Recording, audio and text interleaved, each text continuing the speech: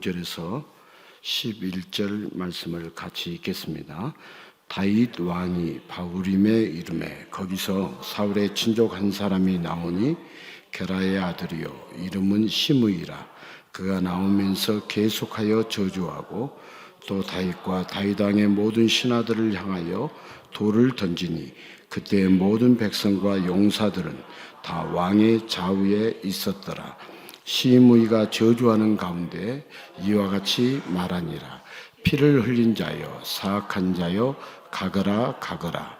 사울의 족속의 모든 피를 여호와께서 내게로 돌리셨도다. 그를 이어서 내가 왕이 되었으나 여호와께서 나라를 내 아들 압살롬의 손에 넘기셨도다. 보라, 너는 피를 흘린 자이므로 화를 자초하였느니라 하는지라. 수르야의 아들 아비새가 왕께 여짜오되 이 죽은 개가 어찌 내 주 왕을 저주하리이까? 청하건대 내가 건너가서 그의 머리를 베게 하소서 하니 왕이 이르되 수르야의 아들들아 내가 너희와 무슨 상관이 있느냐? 그가 저주하는 것은 여호와께서 그에게 다윗을 저주하라 하심이니 내가 어찌 그리하였느냐 할 자가 누구겠느냐 하고 또 다윗이 아비새와 모든 신하들에게 이르되 내 몸에서 난 아들도 내 생명을 헤아려 하거든 하물며 이 베냐민 사람이라. 여호와께서 그에게 명령한 것이니 그가 저주하게 버려두라. 아멘. 아멘. 우리가 읽은 11절 말씀에 보면 여기 여호와께서 그에게 명령하신 것이니 그가 저주하게 버려두라. 이제 이렇게 시므이가 다윗 왕을 저주하니까 아비새가 저 시므이를 쳐 죽여야겠다 하니까 오늘 우리가 읽은 11절에 보니까 여호와께서 그에게 명령하신 것이니 그가 저주하게 버려두라. 내버려 두라. 이렇게 다윗 왕이 아비새에게 말씀을 하고 있죠. 오늘 말씀의 제목을 한번 따라서 하겠습니다. 저주에서 감사로.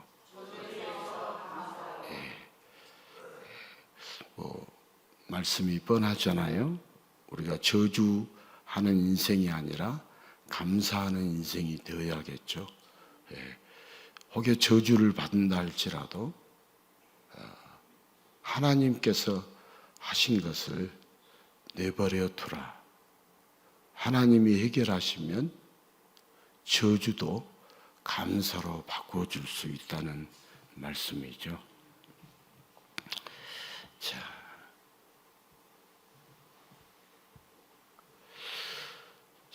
대부분의 사람들이 애매하게 저주받기를 원하지 않죠. 그러나 인생을 조금 살다 보면 사소한 오해가 쌓이고 거기에 조그만 틈이 점점 크게 벌어지면서 점점 갈등을 겪게 되고 갈등이 심해지면서 오해를 넘어서 서로 저주까지 하는 안타까운 상황을 필연적으로 만나게 됩니다. 누구나 만나는 모든 이들과 잘 지내려고 하지만 내가 먼저 해를 당하고 근거 없는 저주를 들으면 적어도 그 상대만큼은 결코 용서할 수 없고 좋은 관계를 유지할 수 없습니다. 특별한 잘못이 없는데도 내가 먼저 해를 입는 상황을 사람들은 절대 용납하기 힘들어합니다. 공격이 최선의 방어라는 생존의 법칙을 내세워서 내가 먼저 해를 당하고 먼저 저주를 받기 전에 상대를 공격하는 것에 이 세상은 거리낌이 없습니다. 그렇게 인생에는 오해 혹은 실수 때문에 원치 않는 갈등이 생기고 그 갈등으로 인하여 많은 인간관계가 깨집니다. 인간관계를 좋게 유지하려고 무조건 참기만 했다가는 바보 취급을 면하기가 어렵습니다. 자, 용서할 건 용서하되 용서하지 못할 건 가감하게 대처할 수 있는 자기 방어도 필요합니다. 그러나 오해와 실수로 인한 갈등은 꼬리에 꼬리를 물고 파도처럼 거듭 일어나면서 서로 간에 헐뜯고 비난하고 저주하는 가운데 서로의 억울함만 누적되어 가는 게 인생입니다. 자, 모두가 좋은 관계, 아름다운 인간관계를 원하지만 뜻하지 않는 저주의 굴레는 너도 나도 억울함만 남는 가슴 아픈 인생의 사연을 하염없이 써내려가고 있습니다. 자, 오늘 우리가 읽은 사무엘하 16장에 가슴 아픈 사연의 주인공이 등장하죠. 우리가 읽었던 다윗이 누구냐? 이스라엘의 왕입니다. 그런데 반역이 일어나서 지금 피난길에 오른 상태입니다. 반역 때문에 왕자를 빼앗기고 도망가는 것도 뼈아픈데 반역을 일으킨 자가 누구냐? 바로 자기 아들입니다. 이루 말할 수 없는 충격과 절망에 빠진 채 무겁기만 한 피난의 발걸음을 한 걸음씩 내딛고 있습니다. 그런데 이때 누가 등장하느냐? 시므이가 등장합니다. 다윗 이전의 왕이었던 사울의 친족 중 한 사람으로 평소에 지죽은 듯이 살다가 다윗이 공경의 위험에 처하자 드디어 본색을 드러내고 다윗을 쫓아가며 다윗을 저주합니다. 자, 사울은 블레셋 전투에서 죽었습니다. 그러나 시므이는 사울을 다윗이 죽인 것처럼 말을 하면서 하나님께서 다윗을 왕이 되시게 하신 것이 아니라 다윗이 왕위를 찬탈한 것처럼 저주를 퍼붓고 있습니다. 지금 압살롬의 반역이 사울에게서 왕위를 찬탈한 다윗의 제약을 향한 하나님의 징계라고 소리를 지르고 있습니다. 하지만 이 시므이의 저주의 내용은 완전히 사실무근입니다. 오죽하면 옆에서 듣고 있던 충직한 신하 아비새가 저 저주하는 시므이를 쫓아가서 죽이고 오겠다고 말을 할까요? 군인이요 신하로서 왕을 호위해야 하지만 아비새는 저주하는 시므이의 입을 당장 다물게 하는 것이 더 급한 일이라고 판단했습니다. 그런데 그에 대한 다윗의 반응이 매우 이상합니다. 저주하게 버려두라. 오늘 우리가 읽었죠? 11절에 저주하게 내버려두라. 욕과 저주를 쏟아내는 시므이를 그냥 놔두고 오히려 군서열 2위의 충신인 아비새를 책망하는 듯합니다. 다윗은 시므이가 욕하고 저주하도록 하나님이 시켜주셨다고 하면서 모든 것을 포기한 사람처럼 말을 합니다. 자, 아들의 반역에 정신이 나갔을까요? 너무 큰 충격으로 사리 판단이 흐려졌을까요? 지금 다윗은 시므이의 저주로부터 파생될 헛된 소문을 바로잡아야 합니다. 어서 정신을 차리고 아비새든 누구든 명령을 내려서 저주의 근원 시므이를 잡아 그 입을 봉해야 합니다. 자, 오해와 저주 앞에서 참는 것도 한계가 있습니다. 아무리 좋게 봐줘도 용서 못할 것이 있습니다. 능력만 된다면 응당한 대가를 치르게 하는 게 사람이라면 누구나 갖게 되는 마음과 감정과 시각입니다. 자, 다윗이 왕위를 포기할 생각이 없다면 저주를 감당만 해서는 안 됩니다. 아니, 왕위에 미련이 없어도 여러분 잡을 것은 바로 잡아야 하지 않습니까?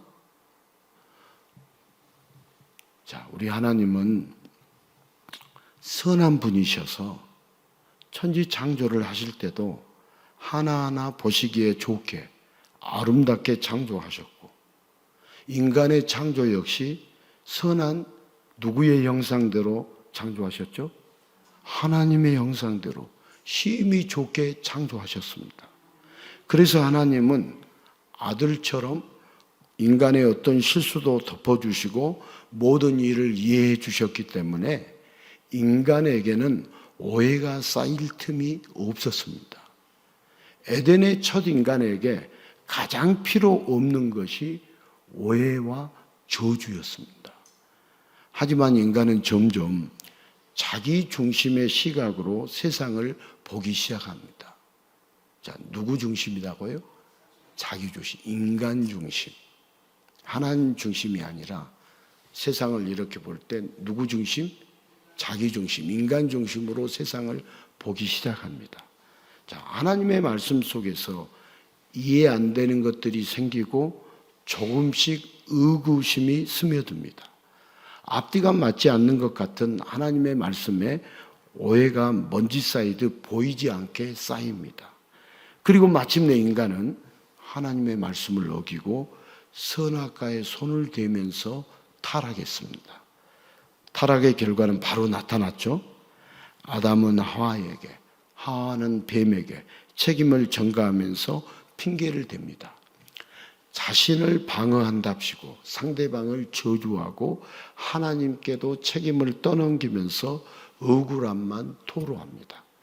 이제 하나님을 떠난 인간은 오해의 연속과 갈등 속에서 저주와 욕망 무성해져서 서로를 저주하는 가운데 죽기 전에 먼저를 죽이며 용서는 꿈도 꾸지 못하는 가련한 존재로 살아갑니다.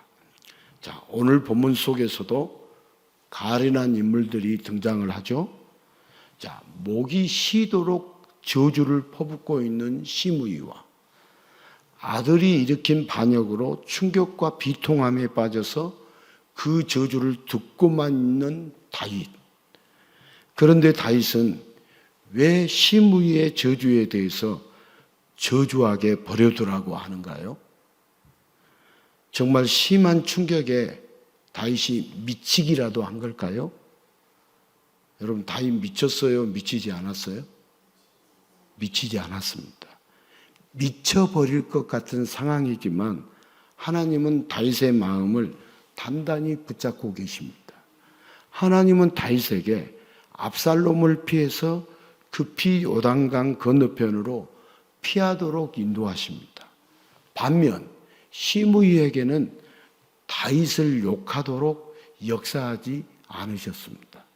자, 시므이의 입술에 다윗을 저주하도록 권세와 명분을 주지 않으셨습니다. 하나님은 다윗이 애매하게 저주받는 모습을 하나님은 다 보고 계실까요? 안 보고 계실까요? 다 보고 계십니다. 그리고 자신을 원망하는 자에게 맞대어 저주하거나 하나님을 원망하지 않고 가만히 다윗이 있게 하십니다. 자, 지금 하나님은 다윗의 눈을 하나님께로 돌려주시고 하나님의 품에 안아주셔서 모든 사건과 상황을 하나님의 시각으로 보도록 해주십니다. 자, 다윗은 하나님을 잘 아는 자입니다. 자, 저와 여러분은 누구를 잘 알아야 할까요? 하나님을 잘 알아야 합니다. 네. 다윗은 하나님을 잘 아는 자입니다. 저주하게 버려두라는 말은 하나님께서 시므이에게 저주를 명령했다는 말이 아니라 하나님께서 시므이의 저주를 말리지 않았다는 뜻입니다. 곧 하나님께서 모든 것을 다 보고 계시는 거예요? 보고 계시지 않는다는 거예요? 시므이가 다윗을 저주하는 것을 하나님이 보고 계셔요? 안 보고 계셔요? 보고 계십니다. 보고 계신다는 의미입니다. 자, 사람의 생각에는 시므이의 거짓된 말이 더 이상 퍼지기 전에 그 나쁜 말을 막아야 합니다. 그러나 다윗은 그 저주 앞에 마치 아버지가 자식을 책망하는 말로 받아들이면서 하나님 앞에 엎드립니다. 지금 다윗을 둘러싸고 있는 것은 억울한 저주가 아니고 하나님 아버지의 팔입니다. 거짓의 저주 앞에서 인간의 눈으로 사건과 상황과 사람을 보면 어떤 자도 참을 수가 없죠. 시므이가 다윗을 저주할 때 다윗 참을 수 없어요. 인간의 눈으로 보면. 그러나 그 모든 것을 아시는 하나님의 품에서 보면 언제나 따스한 하나님만 보입니다.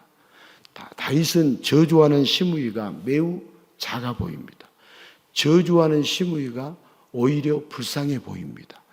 그렇게 하나님은 다윗의 눈을 돌리셔서 모든 형편을 아시는 하나님의 시각으로 보고 하나님께 엎드리도록 하십니다. 자, 예수님은 하나님을 아시는 분으로 이 땅에 오셨습니다. 예수님은 누구를 아시는 분으로 이 땅에 오셨다고요? 하나님을 아시는 분으로 이 땅에 오셨습니다. 자, 예수님은 이 땅에서 모든 사람, 모든 사건을 하나님의 눈으로 보셨습니다. 하지만 이 땅의 사람들은 지독한 저주의 덫에 걸려서 억울해하고 아파하면서도 자신 또한 저주의 할을 상대에게 겨누고 있습니다. 이 땅의 사람들이 그렇다는 거죠. 그것이 최선의 자기 방어라고 생각하면서 상대방이 저주하면 나도 저주하고 상대방이 공격하면 나도 공격하고 이것이 자기의 최선의 방어라고 생각하면서 온 힘을 쏟습니다. 그런 이 땅의 인간들에게 하나님을 잘 아시는 예수님은 새로운 시각을 열어주십니다. 예수님이 뭘 열어주신다고요? 새로운 시각을 열어주십니다. 오늘 말씀의 핵심은 여기에 있어요. 제가 3주 동안 지내고 온 정말 복된 이야기 할 수 있지만 이 시간에 예수님 이야기 해야죠. 그 목사님 거기서 예수님 만나지 않았 만났어요. 아직 정리되지 않는 것들을 말하기는 그러니까 갈등하죠. 저도 3주 동안 주님이 역사해 주신 것 다 말하고 싶은 마음도 이만큼 있지만 오늘 또 이곳에 나타나셔서 우리의 심령을 고쳐주시고 우리의 영혼을 고쳐주시고 우리로 하여금 예수님을 알게 하고 만나게 해주실 그 예수님을 소개하는 것이 이거지. 예수님 말고 세상 이야기, 사람 사는 이야기, 죽어라고 해봤자 구원도 없고 생명도 없고 아무런 소망도 없습니다. 지지고 볶은 이야기 해봤자 아무런 우리에게 유쾌하지 않습니다. 저도 뭐 오늘 예배당에 들어와서 벌써 지지고 볶았는데 왜 차 안 빼놨냐? 그거 하나 못하냐?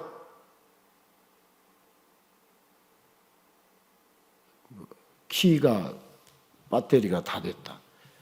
자동차 배터리가 다 됐다.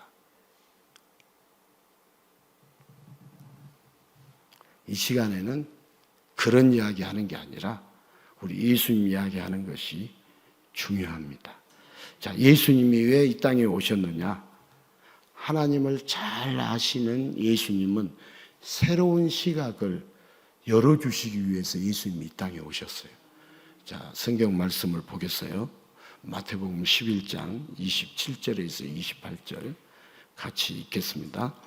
내 아버지께서 모든 것을 내게 주셨으니 아버지 외에는 아들을 아는 자가 없고 아들과 또 아들의 소원대로 계시를 받은 자 외에는 아버지를 아는 자가 없느니라. 수고하고 무거운 짐진 자들아 다 내게로 오라. 내가 너희를 쉬게 하리라. 아멘.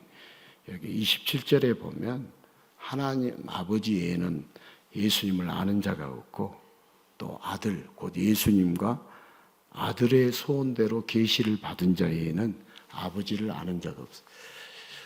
여러분 우리가 다 하나님을 아는 게 아니에요. 지금 우리 교회에서 듣고 있는 이 복음이 또 아들의 소원대로 계시를 받은 자 외에는 아버지를 아는 자가 없어요. 다 안다라고 여러분들은 착각하고 오늘 또 제가 나성계 선교사님 오면은 해주고 싶을 말이 하늘같이 많아요.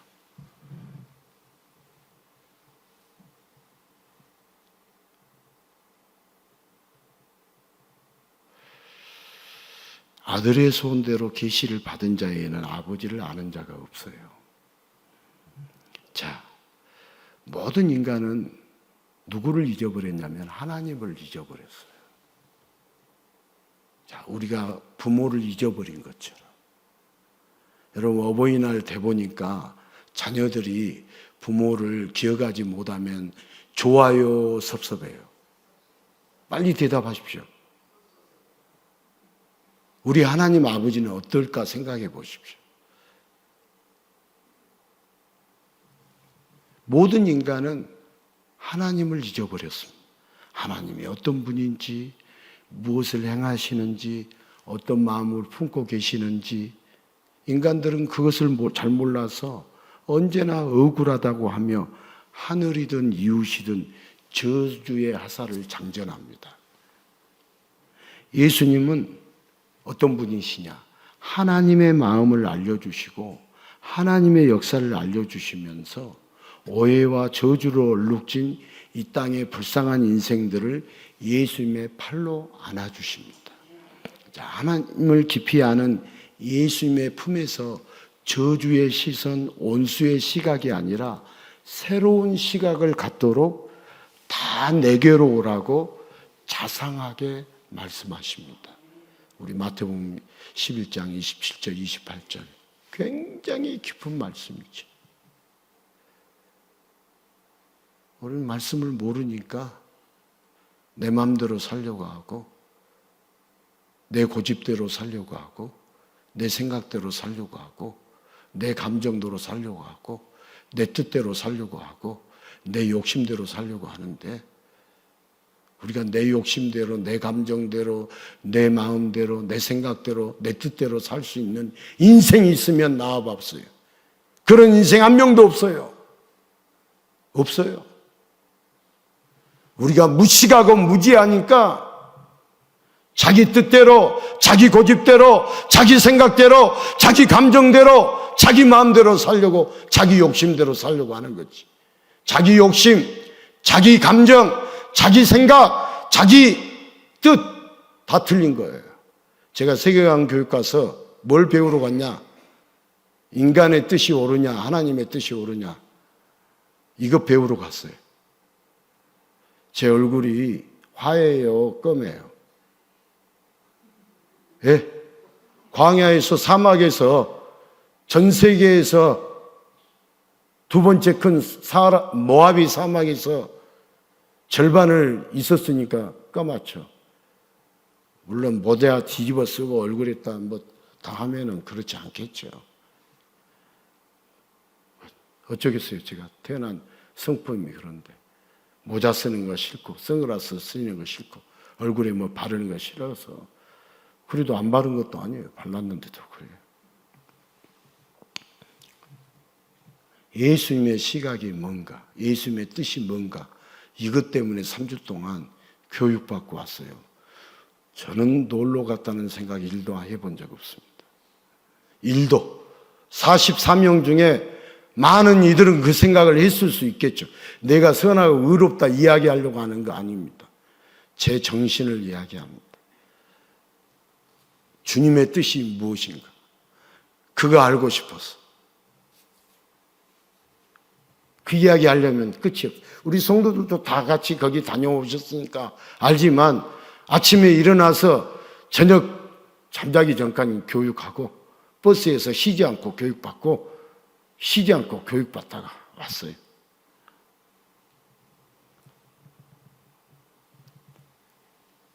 주님은 정말 귀한 것들을 저에게 주셨어요.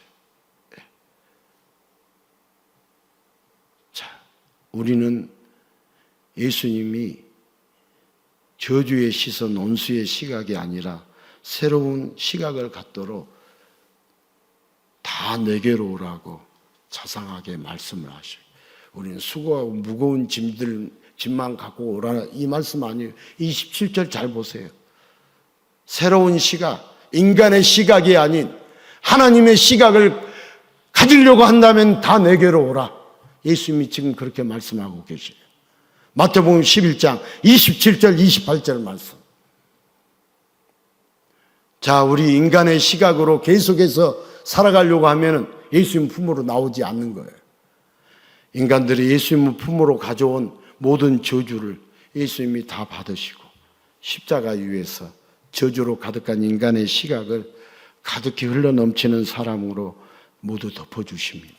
그렇게 예수님은 따라서 합시다. 저주를 용서로 품어주십니다. 예수님이 어떤 분이신가 잘 생각해 보세요. 예수 믿는 사람이 누군가 잘 생각해 보십시오.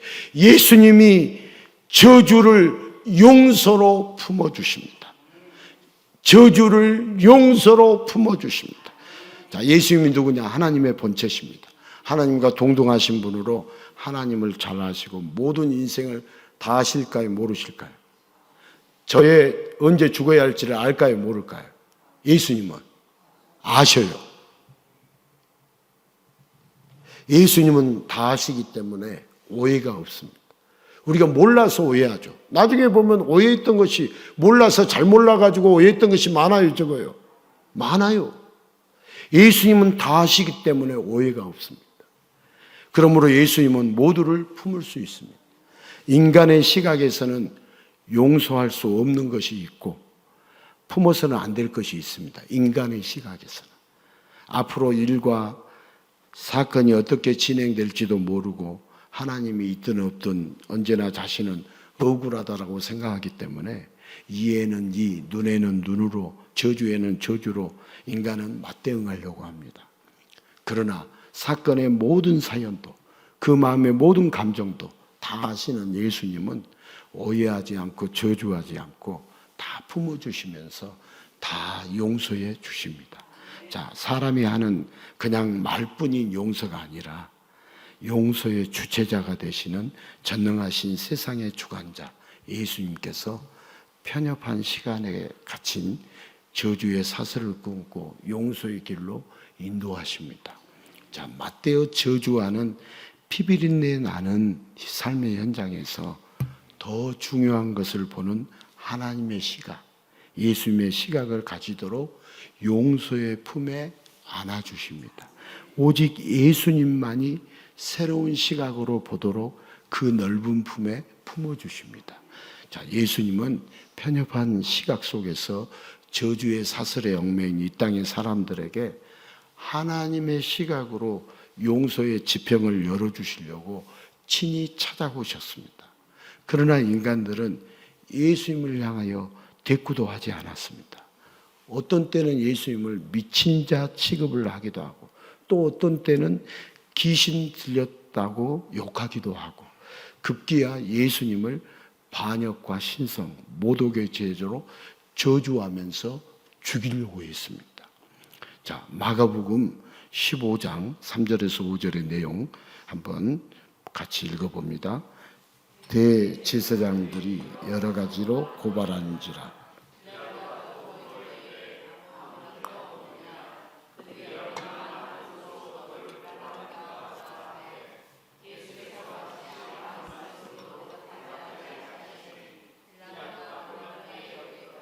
자, 여기 수많은 욕과 저주로 인간들은 예수님을 고발했습니다.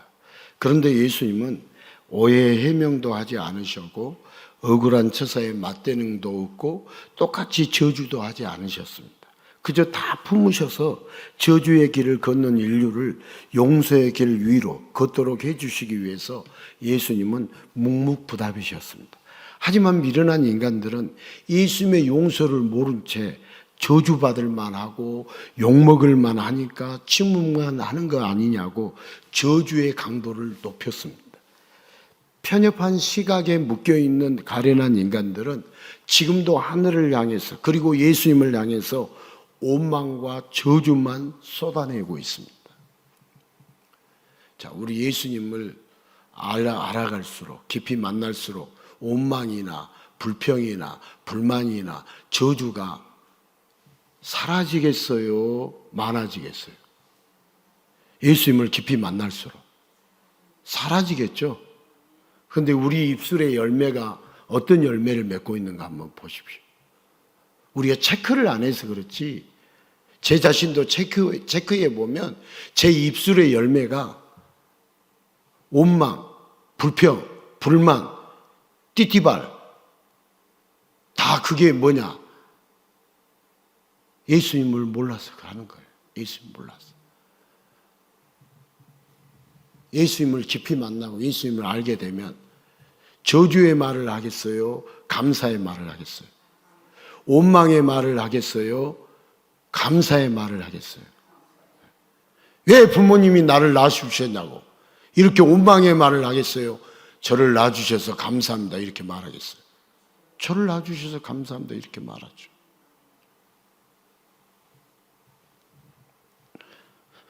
자, 그 모든 저주와 그 모든 원망을 아시고도 우리 예수님은 인간들을 위해서 조용히 대속의 죽음으로 용서의 길을 만들어 주셨습니다. 예수님이 무슨 길을 만들어 주셨다고요? 용서의 길을 만들어 주셨어요. 자, 마태복음 27장 39절에서 42절 같이 읽겠습니다. 지나가는 자들은 자기 머리를 흔들며 예수를 모욕하여 이르되 성전을 헐고 사흘에 짓는 자여 내가 만일 하나님의 아들이여든 자기를 구원하고 십자가에서 내려오라 하며 그와 같이 대지사장들도 서기관들과 장로들과 함께 희롱하여 이르되 그가 남은 구원하였으되 자기는 구원할 수 없도다. 그가 이스라엘의 왕이로다. 지금 십자가에서 내려올지어다. 그리하면 우리가 믿겠노라. 여기 내용 보면 자, 인간들의 저주는요 예수님을 십자가에 죽이는 데까지 이르렀습니다. 인간의 저주가 예수님을 어디에다 죽이는 데까지 이르렀다고요? 십자가에 죽이는 데까지 이르렀습니다. 예수님은 용서의 길을 내고 구원의 길을 내시려고 이 땅에 오셨지만 인간들은 무지와 욕심과 저주로 예수님의 구원 사역에 도움이 아니라 방해와 대적만 했습니다. 자, 인간들은 예수님을 오해했고 예수님을 싫어했고 예수님을 저주했습니다. 제가 예수님 설교에도 싫어해요. 여러분, 우리가 예수 믿는 것이 신앙생활이지 교회 나와서 침묵하고 사이좋게 지내는 것이 신앙생활 아니에요. 따라서 합시다. 신앙생활은 예수님을 만나고 예수님을 믿는 생활이다. 우리 이번 주간에도 예수님 만나지 않고 예수님 믿지 않았으면 가짜 신앙생활. 정확하게 가짜 신앙생활, 종교생활은 할 수 있어도 진짜 신앙생활은 하지 않는 거예요. 제가 이렇게 말하면 여러분 막 찔리고 힘들죠. 힘들다고 저한테 돌도 지면 안 되고 예수님 만나고 예수님 잘 믿어야겠다 이 생각하면 될까요? 안 될까요? 되죠. 신앙생활은 예수님 만나고 예수님 믿는 생활이 신앙생활이지 종교생활하는 것이 신앙생활 아니에요. 예수님을 오해하고 예수님을 저주하고 예수님을 싫어했죠. 예수님을 십자가에서 죽이는 마지막 순간까지도 오해에서 벗어나지 못한 채 모욕과 희롱을 멈추지 않았습니다. 목사님, 우리는 그때 예수님 죽일 때 그 자리에 없었습니다. 우리가 있었다면 똑같다 이 말이에요. 그럼에도 예수님은 십자가에서 내려오라고 조롱하고 저주하는 소리에 아무런 대꾸도 했다 안 했다? 하시지 않았어요. 예수님은 그냥 저주하도록 내버려 두셨어요. 오늘 내버려 두라고 했잖아요. 자신이 자신을 저주할 때 내버려 뒀어요. 그 모든 저주와 오해와 모든 인류의 죄악을 홀로 다 짊어지고 용서하셔야 했기 때문에 그렇게 십자가에서 아무런 대응도 없이 모든 죄값을 지고 처절하게 죽은 예수님은 인간의 시각으로는 여지없이 실패의 시간이었습니다. 인간의 눈으로 보면 예수님 실패한 거예요. 예수님 실패자다라고 말하면서 문서명리는 자기가 실패하지 않기 위해서 난리를 치고 했죠. 예수님이 십자가에서 말없이 죽은 것이 실패했다고. 그러나 예수님의 시각에서는 하나님의 품에서 구원을 안성하고 계시는 감격의 시간이었습니다. 맞대어 저주하지 않고 맞대어 욕하지 않고 맞대어 침뱉지 않으시면서 애매한 저주와 오해, 그로 인한 상상도 할 수 없는 아픔과 고통 속에서도 예수님은 저주 너머의 용서를, 죽음 너머의 부활을, 사망이 아닌 생명을, 심판이 아닌 구원을 바라보고 계십니다. 자, 용서는 모든 것이 다 들리면 안 됩니다. 여러분, 용서는 모든 것이 다 들리면 안 돼요. 용서는 모든 저주의 고통이 참을 수 없을 만큼 다가와서는 할 수 없습니다. 그래서 인간의 시각에서는 용서라는 게 있을 수 있어요, 없어요? 인간의 시각에서는 용서라는 게 있을 수 없어요. 자, 우리 인사말을 같이 한번 읽어보겠습니다. 인사말 같이 읽습니다. 인간의 시각에서는 용서라는 게 있을 수 없습니다. 예수의 시각으로 보는 자만이 용서할 수 있습니다. 여러분, 예수님을 통하지 않고서 용서 못합니다.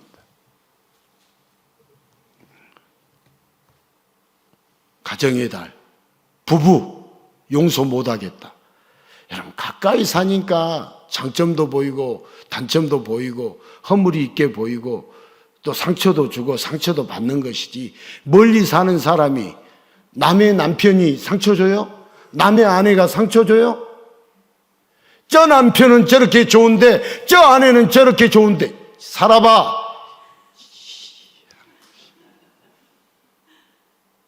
상처 주지 않는가? 살아보라고. 더 허물이 많고 더 문제점이 많지.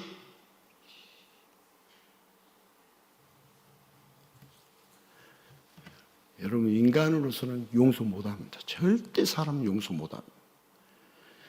예수님의 시각으로 보는 자만이 용서할 수 있어요. 그러니까 우리가 예수를 믿는 건지 나를 믿는 건지 잘 생각해 보셔야 돼요. 오늘 결단하셔야 돼요. 예수님의 시각으로 보면 아무것도 아니에요. 그러면 예수님도 예수님의 시각으로 보시지 않고 인간의 시각으로 보셨다면 저와 여러분을 용서하겠냐고요. 한번 죄를 짓는 것도 아니고 계속해서 죽을 때까지 죄를 짓는데, 죽을 때까지 죄를 짓지 않을 사람이 어디 있어요? 죄를 짓지 않을 사람이 있다. 의인 만들어서 천국 보내주라. 어떻게 우리가 의인 만들 수 있어요? 죄인이니까 죄인의 구원자 예수님 앞에 나가야 죄를 용서받고 구원받을 수 있지. 죽기 전에 우리가 깨끗해질 사람이 어디가 있어요? 예수님이 깨끗하게 해주셨으니까 우리 깨끗하지 않냐고요? 않아요 하면서 징징대는데 뭐 깨끗해? 내일만 돼도 더럽게 죄를 짓는데. 이것 가지고 10년 걸렸어요. 이 내용 알려주는데 10년 걸렸다고. 죄 짓지 않을 인생이 어디 있어요? 용서받을 수 없는 인생이 어디 있어요? 다 용서받아야, 예수님 용서유죄야 살 수 있는 존재가 우리지.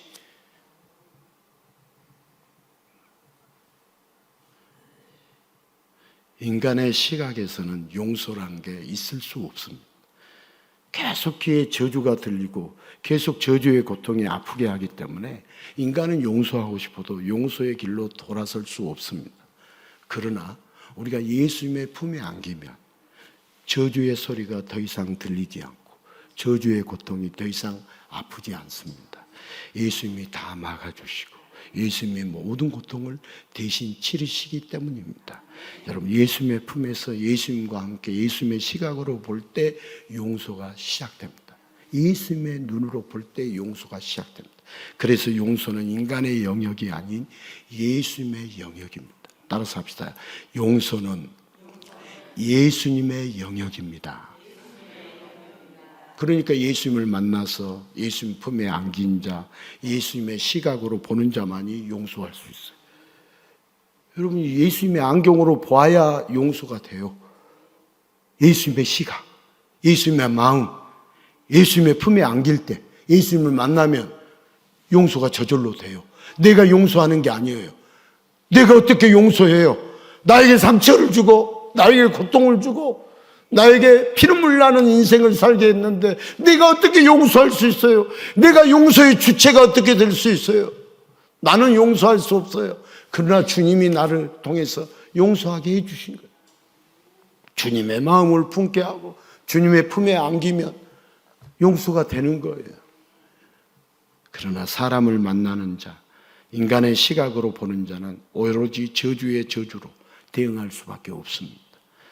자, 다윗은 하나님의 품에 있었기에 저주를 받으면서도 맞대어서 저주하지 않았습니다. 자, 예수님의 품에 안에 있으면, 예수님의 품 안에 있으면 맞대어 저주하지 않습니다. 우리도 사람을 용서하고 싶어도 용서가 안 돼요. 내 힘으로 안 돼요. 누구의 품 안에 안기면, 예수님의 품 안을 안기면, 예수님을 깊이 만나면, 예수로 충만하면 내가 용서하는 게 아니라 예수님이 나를 통해서 용서하게 해주신다 이 말이에요. 여러분, 용서는 인간의 시각이 아니라 예수님의 시각입니다. 여러분, 예수님의 품에서 예수님과 함께 볼 때 용서는 저주를 누르고 내 영혼의 자리를 잡습니다. 자, 하나님 아버지는 모든 자를 다윗처럼 품어주고 싶어 하십니다. 그러나 하나님을 오해하고 떠나서 타락한 인간은 하나님의 품을 잊어버리고 저주의 굴레에서 허우적됩니다. 그래서 하나님 아버지는 이런 불쌍한 인생들을 다시 품에 안아주시고자 하나님을 알고 하나님의 시각을 가진 예수님을 이 땅에 보내주십니다. 편협한 인간의 시각에 갇혀있는 사람들에게 십자가에서 하나님을 보는 예수님이 가셔서 그들을 품에 안아주시고 다시 하나님의 품을 맛보게 해주십니다. 자, 예수님이 그 크신 품에 품어주시면 편협한 저주에서 벗어나 용서의 길로 옮겨집니다. 여러분, 예수님을 통하여 인간의 시각에서 벗어나게 해주신 하나님 아버지의 은혜로 예수님의 품에 안긴 자마다 저주의 굴레에서 벗어나는 기쁨을 누리게 되었습니다. 자, 오늘 다윗은 정말 안타까운 상황 속에 있습니다. 자, 오늘 우리가 읽은 사무엘하 16장 5절에서 11절 내용은 정말 안타까운 상황에 다윗이 처해 있습니다. 그 내용이에요. 화병으로 목덜미를 잡고 쓰러져도 이상할 게 없는 상황이 다윗의 상황입니다. 그러나 다윗은 지금 처절한 상황에 둘러싸인 것이 아니라 하나님의 품 안에 안겨 있는 것을 알기 때문에 저주의 고통을 많이 느끼지 못합니다. 저주의 고통이 참을 수 없을 만큼 다윗에게 다가오지 못합니다. 하나님의 품 안에 있기 때문에.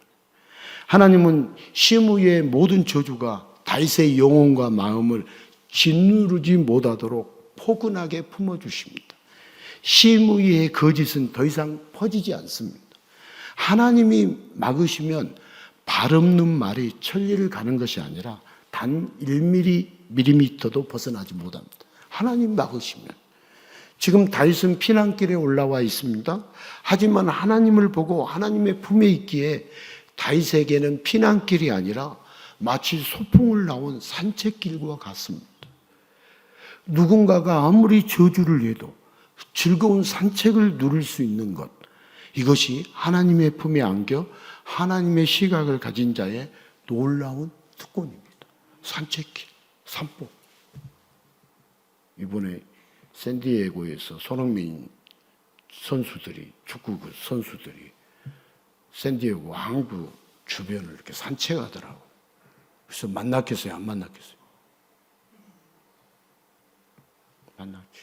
우리 집사람은 독사진 찍었지. 손흥민이하고 둘이 독사진. 물론 벤치에 앉아있다가 뒤늦게 달려와가지고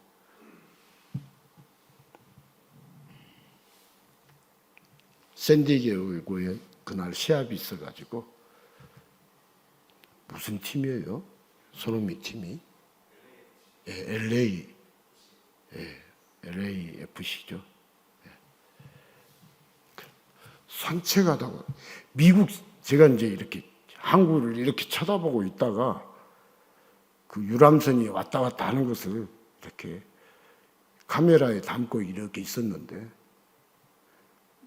우리 한국 사람들만 막 어거지로 걸어가는 게 아니라 미국 사람들도 어거지로 그렇게 막 줄을 좀 한 줄로 안 걸어가고 막 떼거지로 걸어가길래 이제 미국 놈들도 형편없다 이렇게 하고 있는데 이쪽으로 걸어가는 이제 사람들이 떼거지가 있었어. 근데 이쪽에서 젊은 사람들이 떼거지로 까만 옷 입고 그 유니폼 입고 축구 옷 입고 이렇게 걸어가더라고.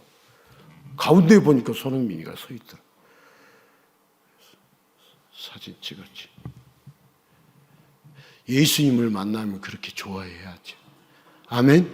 예수님을 만나면 저도 좋더라고요. 저희 아이들이 왜 아빠는 사진을 안 찍었어요? 학원 날 보면은 손흥민 축구하는 것만 보던데 왜 안 찍었어? 저도 찍었죠. 44명 중에 다 찍었냐? 아니에요.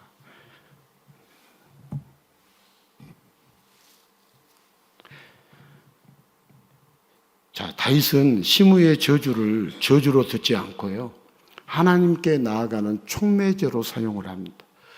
저주가 거세질수록 다윗은 하나님의 품에 파고들고 하나님은 더욱 품에 안아주시면서 다윗의 가는 길을 인도해 주십니다. 자, 우리가 인생을 살다 보면 오해 있어요? 없어요? 갈등이 있어요? 없어요? 있어요. 자, 우리가 그 갈등과 오해 속에서 수시로 저주를 당할 수 있습니다. 자, 저주를 당할 때 합당한 이유도 없이 애매하게 당하게 된다면 여러분 속상해요? 속상하지 않아요? 속상해. 분노가 솟구칠까요? 솟구치지 않을까요? 솟구쳐요. 그래서 당연히 더 저주로, 강한 저주로 맞대응하게 되고, 그럴수록 저주의 사슬은 더욱 단단하게 그 인생을 조여갑니다. 여러분, 우리가 용서하지 못하고 저주하고 맞대응하면 우리가 더 자신이 저주로, 예? 자기 인생을 조여가는 거죠. 이런 일련의 과정은 도무지 피할 길이 보이지 않습니다. 자, 갈등 없는 원만한 삶을 어디서 살 수 있냐? 무인도. 어디요? 무인도. 아니면 사막. 이번에 가서 보니까 사막에 캠핑카 끌고 정말 그 아무도 없는 그 사막으로 끌고 와가지고 지내고 있는 사람들이 한두 명이야. 그럼 목사님 한두 명이 아니니까 많이 어울려서 있는 거 아닙니까? 아니에요. 땅덩어리가 얼마나 넓던지. 우리나라에 대한민국의 100배의 땅이 미국 땅이니까 뭐 우리는 100배 해도 뭐 이해를 할지는 못할지는 모르지만 가도 끝이 없는 거지. 여러분, 갈등 없는 원만한 삶 살고 싶어요? 사람들끼리 갈등 없이 살고 싶어요? 오해 없이? 무인도 가서 사세요. 무인도. 그 외에는 방법이 없어요.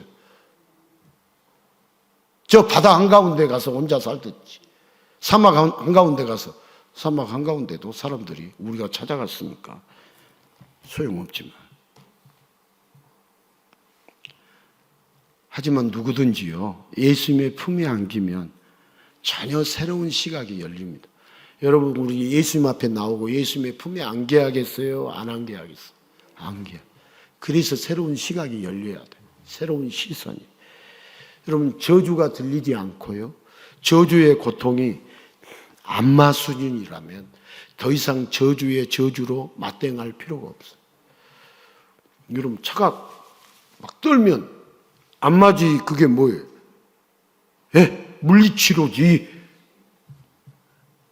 사막 한가운데 들어가는데 SUV 차량을 끌고 사막 한가운데로 제가 들어가는데 뒤에서 감당이 안 되는 거, 몸이 차 바퀴가 네 바퀴가 도는데 물리치료 다 받은 거지. 어떤 분은 뭐 교통사고 나가지고 그게 사실인지 아닌지 간증문에 썼더라고. 자기가 교통사고 나가지고 어디가 아팠는데 그때 그냥 안마를 하고는 물리치료 받고는 나섰다고 써놨더라고.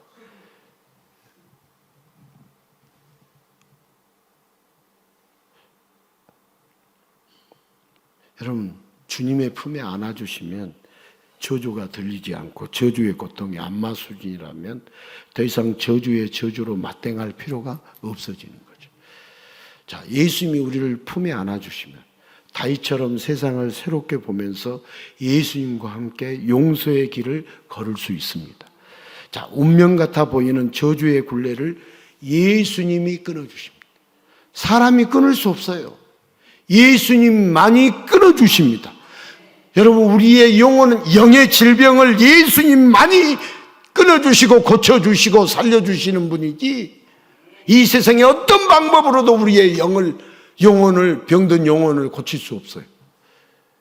예수 믿으라고 하는 것은, 오직 예수님만 믿으라고 하는 것이, 우리가 예수님을 몰라서 그렇지, 알면은 예수님을 믿으라는 말이 이 말이구나, 알게 될 때마다 깜짝깜짝 놀라죠. 자, 오해와 갈등이 끊임없이 일어날지라도 지금도 두 팔을 벌리고 다 내게로 오라고 말씀하시는 예수님의 품에 안기면 저주의 사슬과 굴레에서 속박되지 않고 세상이 신기해하는 용서의 삶을 살게 됩니다. 자, 욕을 하고 저주를 하는데도 빵긋 웃음을 지을 수 있다면 여러분, 게임 끝난 거 아닌가요? 우리가 그냥 참아서 되는 게 절대 아닙니다. 용서한다고 내가 참자, 내가 한번 인내하자, 그게 아닙니다. 여러분, 오히려 참으면 스트레스가 되고 화병밖에 남은 게 없어요. 옛날 우리 어른들, 우리 조상들 화병 많이 썼어요, 적었어요? 많았어요. 저희 외할머니 화병 때문에 담배를 피면서, 우리 외할머니, 저희 외할머니, 저 어렸을 때 같이 지냈거든요. 저희 어머님이 막내 딸이어가지고 우리 어머님하고 잘 지내더라고. 잘 지내다가 또 싸워. 그러면 큰오빠 집에 가. 또 있다가 또 와. 또 살다가 싸워. 그럼 또 가. 보따리를 싸가지고 왔다 갔다 하는 것을 수백 번 봤어요. 수백 번. 근데 우리 그 이할머니는 화병이 나가지고 담배를 피워야만이 그 화병이 없어진다고, 담배. 그리고 약은 딱 내신이라는 약 하나만 먹으면 모든 것이 다 해결됐어요. 내신. 여러분, 내신이라는 거 아세요? 네. 그런 약이 있어요.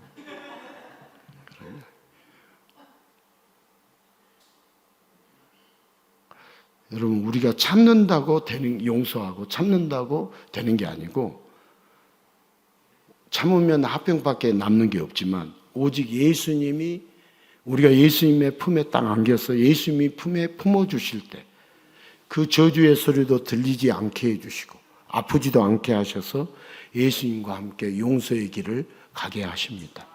누구든지 지금도 두 팔을 벌리고 기다리시는 예수님의 품에 안기기만 하면 갈등과 저주의 인생에서 완전히 벗어나서 용서와 화해와 감사의 삶을 기쁨으로 살아가게 됩니다. 자, 어딘지 모르게 일반 세상 사람과는 달라도 다른 사람을 누구라고 말하냐면 성도라고 그래요. 여러분, 성도는 달라요. 돌아올 때도 이렇게 비행기 옆좌석에 저희 집 한 여자분이 앉았는데 딱 보니까 성도예요. 내가 딱 보니까 성도더라고. 밥 먹을 때 기도부터 하더라고. 밥 먹을 때랑 보면 달라도 90 넘은 90 몇 세? 97세?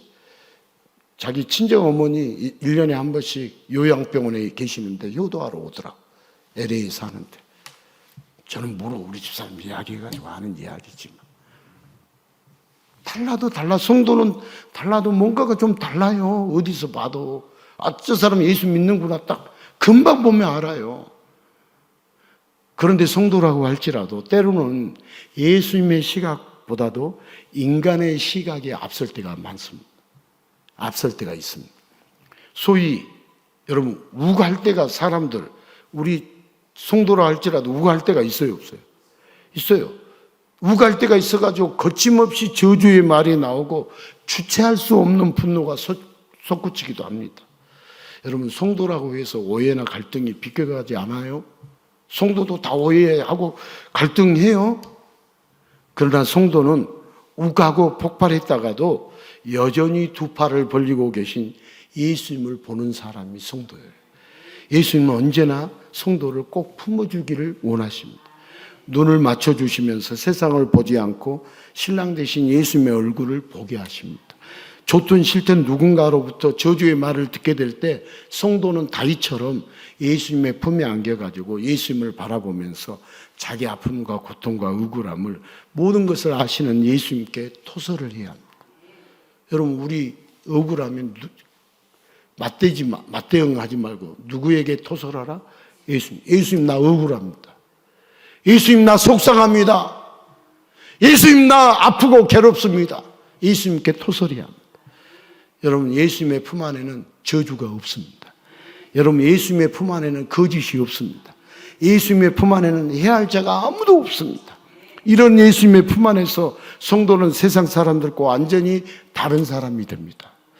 여러분, 드물지 않게 교회는 교회에서 상처받았다는 사람을 우리 종종 봅니까? 보지 않습니까? 종종 보죠. 목사님, 저도 상처 받겠어요? 안 받겠어요? 엄청 받아요. 여러분도 저 때문에 상처 많이 받아요? 적게 받아요? 많이 받아요. 목사님 알면서 왜 상처를 줍니까? 상처 준지를 몰라. 알면 내가 상처를 주겠어요? 모르니까 주는 거지. 자, 왜 예수님의 사랑이 가득한 교회에서 상처를 주고 상처를 받을까요? 아무리 사랑이 가득해도 그 사랑을 느끼지 못하면 아무런 소용이 없습니다. 자, 예수님이 발을 벌리고 기다리고 계시지만 옆에서 팔짱만 끼고 있으면 저주는 계속 들려오고 고통에 몸부림치게 됩니다. 자, 교회에서 상처를 받았다면 상처받은 사람도 상처를 준 사람도 예수님의 품에 안기지 못했기 때문입니다. 성도는 예수님을 통하여 세상을 보아야 합니다. 그렇게 성도는 예수님을 따라 용서를 흉내내며 용서를 배워가는 예수님의 제자들. 성도가 누구냐? 따라서 합시다.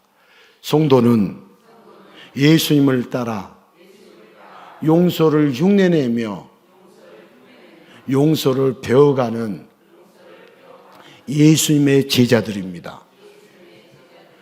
여러분, 흉내를 계속 내보세요. 예수님의 용서를 흉내 내보세요. 예수님의 용서를 배워가세요. 내 눈에 흙이 들어와도 용서 못하겠단 말 하지 않아요. 자, 우리는 예수님의 시각을 가지고 신앙의 성도들과 예수님의 시각을 나누어야겠죠. 다윗이 하나님께 나아가고자 할 때 이 군사령관 아비새는 시므이를 죽이자는 인간적인 제안을 하죠. 자, 인간적으로 아비새 충성심이 느껴지고 의리가 느껴지고 고마운 마음이 들지도 모릅니다. 그러나 우리는 그런 인간적인 시각으로 인간적인 생각을 해서는 안 되고 하나님이 원하시는 것을 정확히 분명히 알아야 합니다. 다윗의 마음은 하나님을 향하고 있는데 아비새와 신하들은 다윗의 마음을 땅으로 끌어내리고 있습니다. 2부 때는 이 소리 안 울리게 해 주십시오. 제가 어디 갔다 오면 항상 뭐 마이크가 박혀 있으니까 제가 힘들어하지만 바꿔주십시오. 자, 다윗은 저주의 대상을 넘어서 하나님의 품에 안기기를 원하는데 아비새와 신하들은 인간적인 시각으로 복수를 말하고 있죠. 오늘 성경에 복수하자. 아비새, 다윗. 복수하면 안 된다. 다윗. 성경 정확하게 쓰여 있어요? 안 쓰여 있어요? 내버려 두라. 쓰여 있어요? 안 쓰여 있어요? 예수님 내버려 두셨어요? 십자가에서 소리치면서 똑같이 우리와 똑같이 욕하고 저주하고 침뱉었냐고요. 자, 우리 성경을 구약을 보면서도 예수님의 마음, 예수님이 하나님 아버지가 어떻게 우리에게 구원해 주시고 어떻게 우리의 인생을 살게 해 주시려고 하나님의 말씀이 기록되어 있는가, 예수님 앞에 나오라고, 예수님을 믿으라고 오늘 또 계속해서 말씀하고 있는 내용들을 우리는 알아야지. 세상은 하나님의 자녀들에게 맞대어 저주하라고 합니다. 너는 그렇게 바보처럼 사냐? 세상은 하나님의 자녀들에게 당하지만 말고 거짓을 꾸며서라도 상대를 저주하고 상대를 죽이라고 합니다. 온 세상은 지금도 그렇게 살고 있습니다. 온 세상 다 들여다보면, 미국을 가서 들여다봐도, 어디를 들여다봐도 세상의 인간은 죄인이기 때문에 다 그렇게 살자라고 그렇게 소리를 치고, 난 미국에서 듣고 왔어요. 정확하게 들었어. 우시장 사람들만 트럼프 죽이고 가고 싶다고 하는 게 아니라 미국 사람도 똑같아요. 기름값이 얼마나 올라가지고 기름을 우리가 넣을 때마다 물어봤어요. 미국은 기름이 올랐으면 올랐다는 거예요. 기름 넣었거든요. SUV 차량 7일 동안 제가 하루에 한 480km씩 해서 500km, 57이 35, 3,500km 운전했어요. 그래서 몸이 정상이 아니에요, 제가. 하루에 운전하고, 저녁에는 잠만 잤어요, 운전하기 위해서. 하루에 484km를 평균 운전했어요, 하루에. 땅덩어리가 얼마나 넓은지. 어디 갔다 어디 숙소 가는데도 484km. 근데 제가 물어봤어요. 우리 우 시장에 시간이 없어서 트럼프를 죽이러 못 갔나? 미국도 똑같아. 트럼프 죽이고 싶어 한대. 죽이고 싶어 한다는 걸 강조하려고 지금 이야기하는 거 아니에요. 사람은 그렇게 인간이 똑같더라. 죄인은 똑같더라, 이 말이에요.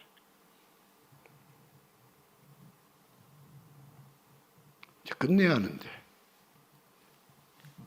그래서 제가 그래요.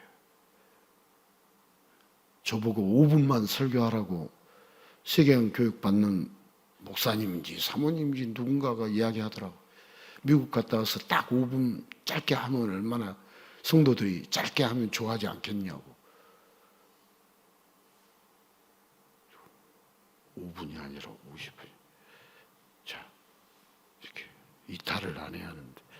자, 여러분, 예수님을 알지 못하면 인간의 시각으로 낳아준 부모를 저주하고 자신의 환경을 저주하고 자기 자신을 저주하면서 고통 속에서 살아갑니다. 자, 우리가 이길 수 있는 유일한 방법은요, 예수님의 품 안으로 쑥 들어가는 것. 아멘? 억울해요. 나 혼자 하소연하지 말고 예수님 품 안으로 쑥 들어가면 우리를 향하여 두 팔을 벌리고 계신 예수님의 품을 쏙 들어가면 예수님이 우리를 시각을 바꿔주신다, 바꿔주시지 않는다? 마음을 바꿔주신다, 바꿔주시지 않는다?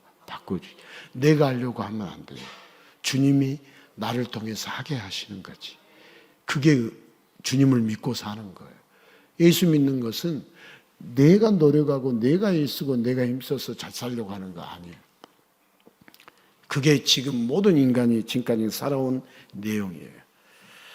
자, 이번 한 주간에요, 제가 이제 6주간, 오늘부터 6주간 걸쳐서 용서를 주제로 이 말씀을 할 텐데, 이 자리에서 말씀만 듣고 끝나지 말고 말씀대로 예수님의 품에 쑥 안겨보는 연습을 하셔야 돼요. 여러분 집에 가셔서. 이번 주간에는 오해 금지 기간, 오해를 하는 것을 하지 않는 기간. 혹시라도 여러분들이 기분이 나쁘거나 억울한 일이 있을 때 곧바로 맞대응하지 말고 잠시 주님이 개입하실 수 있는 침묵의 시간을 여러분이 가질 수 있기를 바랍니다. 세상에도 시간이 약이라는 말이 있죠. 있어요, 없어요? 자, 우리는 누가 약이겠어요? 예수님이 약이에요.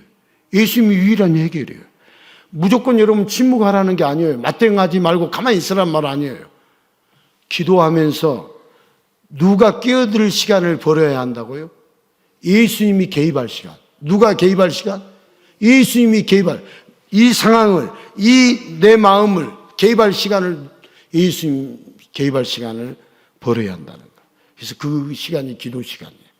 마치 다윗이 저주하는 시므이를 보고 저주하게 버려두라고 한 것처럼 그렇게 버려두는 훈련을 여러분 예수님과 함께 실천해 보셔야 돼요. 인간의 시각으로 곧바로 맞대응하지 말고 그렇게 내버려 두면서 잠시 우리 마음속으로 예수님께 기도해야 돼요. 지금 내가 저주에 분노에 둘러싸여 있는지 예수님의 품에 안겨 있는지를 기도하면서 분별해야 돼요. 내가 인간의 시각으로, 내 인간의 마음으로 내가 충만해 있는지 예수의 마음으로 충만해 있는지를 기도하면서 분별해야 돼요. 여러분, 어린아이가 놀랐을 때 엄마 품에 안기는 것처럼 예수님의 품에 안기는 것이 바로 기도예요. 누구의 품에 안기는 거? 예수님의 품에 안겨요. 이번 주간에 용서의 주간을 보내면서 가족 간에, 동료 간에, 성도 간에 오해가 생길 때 그냥 맞대응하지 말고 잠시 침묵하고 기도하면서 오해를 쌓는 것이 아니라 예수님의 사랑을 쌓으면서 너무 좋은 예수님, 모든 것이 치유되고 기쁨으로 가득한 예수님, 그 품에 안기시기를 축복하고 또 축복합니다. 아멘.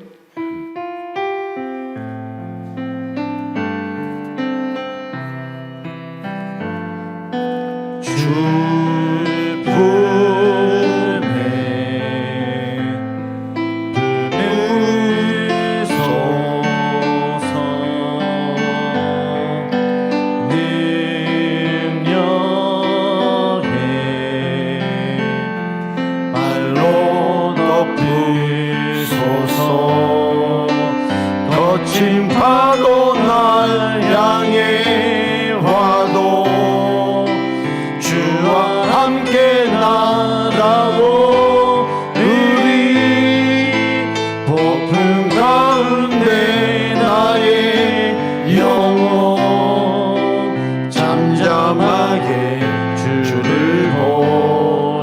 주 품에 품으소서. 주 품에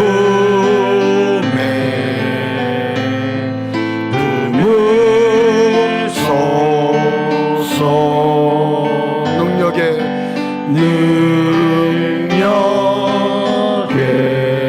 발로 덮으소서. 발로 덮으소서.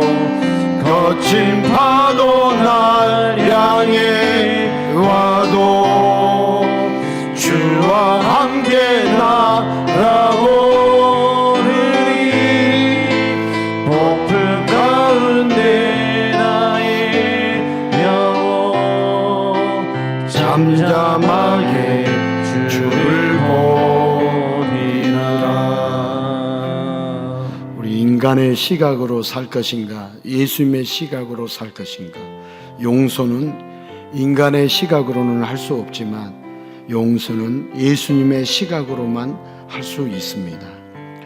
예수님의 품 안으로 들어와서 예수님의 시각으로 용서하는 삶을 이번 한 주간도 살게 해달라고 우리 함께 기도하겠습니다.